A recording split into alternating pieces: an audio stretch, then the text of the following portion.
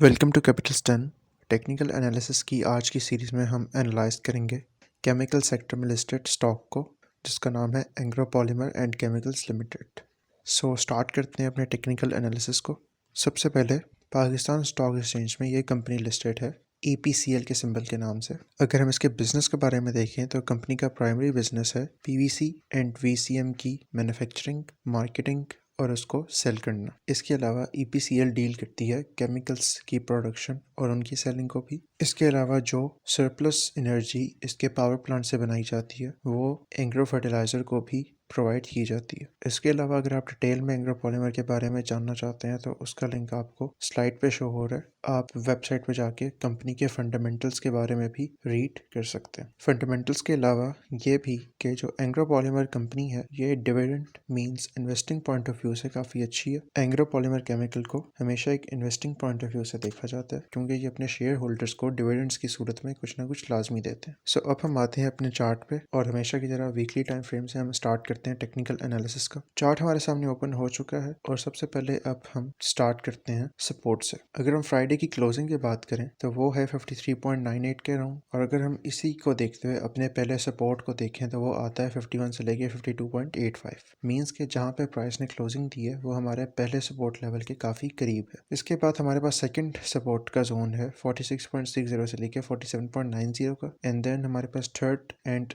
The most important level आता है वो है 39.50 से लेके 42 का, और ये लेवल मींस सपोर्ट का तीसरा लेवल हमें 2018, 2019 और 2020 में भी देखने को मिल चुका है, और इस लेवल ने स्टॉक के लिए एज अ रेजिस्टेंस और एज अ सपोर्ट दोनों बिहेव किया। अब हम बात करते हैं रेजिस्टेंस के बारे में। पहली रेजिस्टेंस जिसका सामना स्टॉक को हो सकता है वो है 58.35 से लेके 59.90 की। इसके बाद second and the most important level of resistance हमारे पास आता है 63 से लेके 65.40 का, और अगर स्टॉक इसको भी ब्रेक करने में कामयाब हो जाता है या यहाँ से एक अच्छा ब्रेकआउट देता है विद स्ट्रॉन्ग वॉल्यूम, तो स्टॉक एम कर सकता है 70.50 से लेके 72.25 के लेवल्स को। इसी तरह से डाटा को यूज करते हुए एक ट्रेंड लाइन ड्रॉ की गई है और आपको ये बताने की कोशिश की गई है कि इस वक्त जो स्टॉक है वो इस ट्रेंड लाइन को रिस्पेक्ट करता हुआ मूव कर रहा है। अगर तो स्टॉक डाउनवर्ड्स डायरेक्शन में मींस अपने ट्रेंड को चेंज नहीं करता तो वो इसी ट्रेंड लाइन को सपोर्ट बनाता हुआ अपनी रेजिस्टेंस को ब्रेक कर सकता है, जिसकी डेमोन्स्ट्रेशन आपको ग्रीन एरो से की गई। लेकिन ऑन द अदर हैंड अगर हम देखें कि अगर तो स्टॉक अपने ट्रेंड को कंटिन्यू रखने में,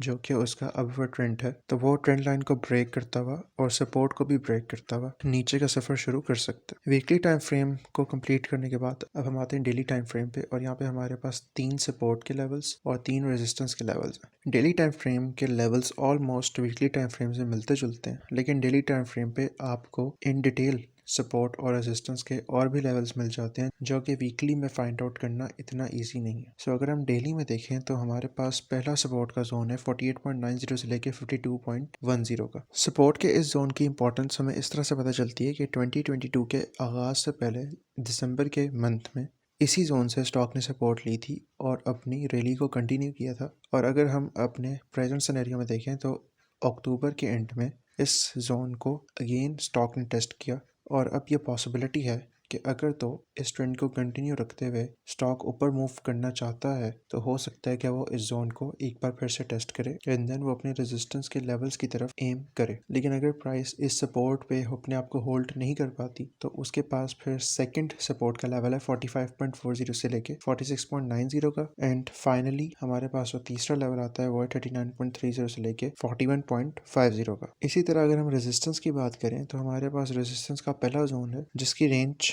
इटसेल्फ 2 लेवल्स को मिलाकर बनी है, जो है 56.95 से लेके 61.10 का। अगर हम पास्ट में देखें मींस 2022 के आगाज में और अभी सितंबर से लेके नवंबर का डाटा देखें तो इसमें भी जो हमें चार्ट पे रिप्रेजेंटेशन नज़र आ रही है उससे ये क्लियर है कि इस जोन में स्टॉक का जो टाइम स्पेंड करने की ड्यूरेशन है वो बढ़ जाती है। इसलिए अगर तो रेजिस्टेंस के लेवल्स को चेस करना है स्टॉक ने तो उसको इस जोन को ब्रेक करना मींस 56.95 से लेके 61.10 के जोन को ब्रेक करना लाजमी है। इसके बाद सेकंड हमारे पास रेजिस्टेंस है 63 से लेके 65.30 की, एंड फाइनली तीसरी रेजिस्टेंस हमारे पास आती है 70.60 से लेके 72.20 की। अगर हम इंट्राडे के हवाले से बात करें तो इस स्टॉक में इंट्राडे ट्रेड करना एज सच पॉसिबल नहीं है क्योंकि इंट्राडे की अपॉर्चुनिटीज़ इसमें काफ़ी कम निकलती हैं। उसकी सबसे बड़ी रीज़न ये है कि इसकी डिविडेंड्स की हिस्ट्री देखते हुए इसको एक ब्लू चिप स्टॉक कंसिडर किया जाता है और इसलिए इसको इन्वेस्टमेंट पर्पसेस के लिए काफ़ी ज़्यादा इस्तेमाल किया जाता है। यही वजह है कि इसके अंदर शॉर्ट टर्म ट्रेडिंग की बजाय पैसे को पार्क किया जाता है, मींस मिड टर्म या लॉन्ग टर्म ट्रेडिंग के लिए इस स्टॉक को यूज़ किया जाता है। अगर आप इसके डिविडेंड्स के बारे में इसकी हिस्ट्री को देखना चाहते हैं तो आप डाटा पोर्टल की वेबसाइट पे भी जाके देख सकते हैं। इसके अलावा एंग्रो पॉलीमर की जो अपनी वेबसाइट है, जिसका लिंक आपको स्टार्ट में दिया गया था, वहाँ पर भी आप जाके इनकी फाइनेंशियल रिपोर्ट्स को स्टडी कर सकते हैं, जहाँ पे इनकी लेटेस्ट अर्निंग पर शेयर और बिजनेस से रिलेटेड दीगर फंडामेंटल्स आपको इजीली मिल जाएंगे। सो यहाँ पे कंप्लीट होता है हमारा APCL का technical analysis. So if you are finding the content valuable then make sure to contribute your part in our growth. Social media accounts आप लोगों के सामने डिस्प्ले हो रहे हैं। आप हमें अपना वैल्यूएबल फीडबैक हमारे इंस्टाग्राम अकाउंट पे दे सकते हैं। इसके अलावा आप हमारे दोनों यूट्यूब चैनल्स पे पाकिस्तान स्टॉक एक्सचेंज से रिलेटेड मटेरियल को विजिट कर सकते हैं। Thanks for your time.